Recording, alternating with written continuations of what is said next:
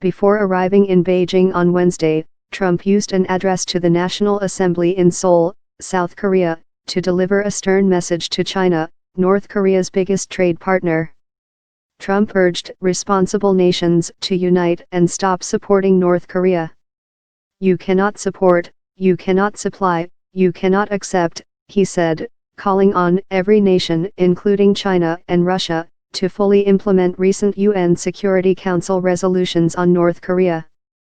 Trump is expected to demand that China curtail its dealings with Pyongyang and expel North Korean workers.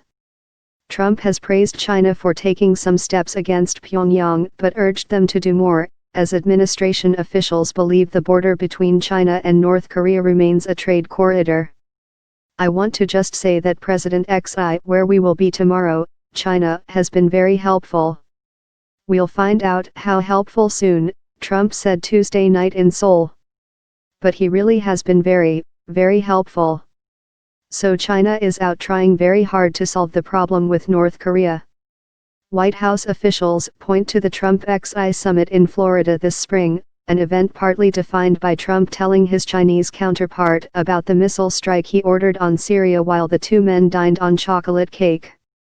But experts in the region suggest that Xi may have the advantage over Trump.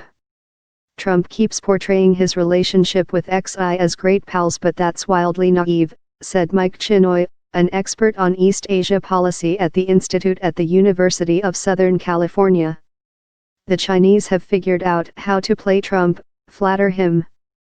And there's nothing the Chinese do better than wow foreign diplomats." Trump talked tough during his campaign about fixing Americans' trade relationship with China and labeling it a currency manipulator.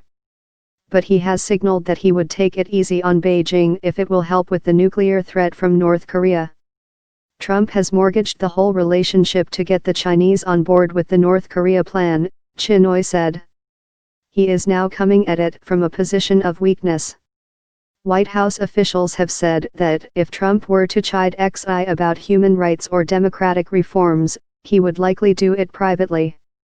Andrew Nathan, a political science professor and China expert at Columbia University, said Trump's infatuation with Xi was reminiscent of former Secretary of State Henry Kissinger's fascination with Zhou Enlai, the first premier of the People's Republic of China.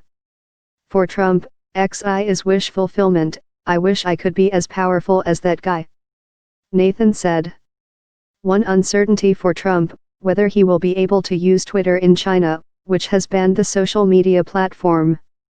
Though the United States could enable it to work, the White House declined to comment on whether Trump would tweet from China. He also sounded an optimistic note while in South Korea, saying confidently, if vaguely, that, ultimately, it'll all work out, while shifting views and expressing hope that diplomacy could resolve the tensions. Trump also underlined U.S. military options, noting that 3 aircraft carrier groups and a nuclear submarine had been deployed to the region. But he said, "We hope to God we never have to use the arsenal." One hoped-for message to Pyongyang went unsent.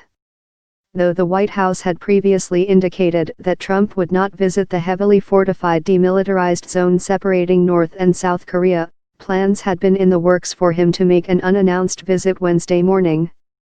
Trump boarded the Marine One helicopter and flew to within 5 minutes of the DMZ, but U.S. military pilots and Secret Service agents determined the fog was too thick to safely land. The helicopter returned to Seoul and Trump waited nearly an hour for the weather to clear. The fog did not lift in time. Associated Press writers Darlene Superville and Ken Thomas in Washington contributed to this report. Follow Lemire on Twitter at @JohnLemire and Colvin at @ColvinJ.